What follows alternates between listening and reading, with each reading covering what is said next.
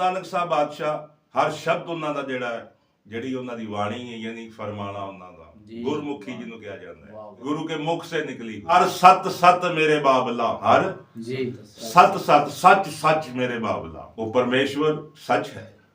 हर सत सत मेरे बाबला, हर जिन मन जन सुहंदी, जिस दे मन विच हारे सत ਉਹਦੇ ਜਨਮ ਜਿਹੜੇ ਨੇ ਸੁਖੀ ਨੇ, ਹਰ ਜਨਮ ਦੇ ਵਿੱਚ ਜਦੋਂ ਵੀ ਆਏਗਾ ਸੁਖੀ। ਵਾਹ ਵਾਹ ਵਾਹ। ਹਰ ਰਾਮ ਰਾਮ ਮੇਰੇ ਬਾਬਲਾ, वर पाया पुरख आनंदी, हर युग हाँ युगो, युग युग हाँ युगो, यानी हर दौर था है रहेगा।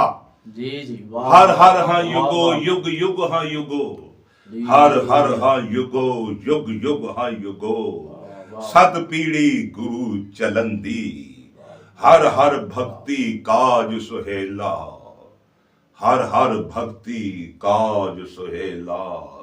गुरु सत जन दान दवाया, गुरमुखे हर दिखे, गुरमुखे हर दिखे अते गुरमुखे हर पाया। मैं ते गुर दे मुखे ही हर पाया, यानी रब नूं गुर दे मुखे भी। मेरा भी एक शेर है ना कि गुरु दा दीदार सच्चे रब दा दीदार है। गुरु नानक साहब दा एक कसीदा मैं लिखिया, ओदा एक अंतरा तुहानूं सुणाने। गुरु दा दीदार सच्चे रब दा दीदार है, गुरमुखे हर पाया।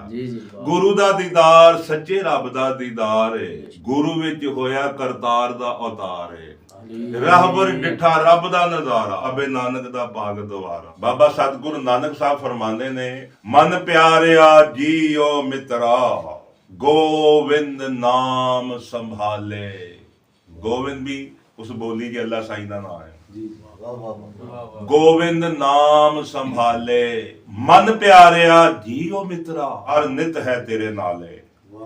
हर यानी अल्लाह ईश्वर, हर वक्त उन्हें कहा मैं तेरे नाल हूं। जिवें कुरान च कहंदा है इंसान तुम जहां भी कहीं हो मैं तेरे साथ हूं, वही बाबा जी कह रहे हर नित है तेरे नाल। यानी हर जिहड़ा बादशाह है, हर महादेव, हर बादशाह अल्लाह अकबर जिन्हों किया जाता है। हिंदी बोली जी हर महादेव मिसाल। अदद निकालेंगे तो एक जैसे ही बनते हैं। हर के अदद भी साथ हैं, अकबर के अदद भी साथ हैं, महादेव की अदद 66 हैं, अल्लाह की अदद भी 66 है। तुम अल्लाह अकबर कहते हो, हर महादेव मकसद ओदा ओही। मन प्यारिया जीओ मित्रा, गोविंद नाम संभाले। मन प्यारिया जीओ मित्रा, हर नित है तेरे नाल। कि तू जिथे भी है हर तेरे नाल है।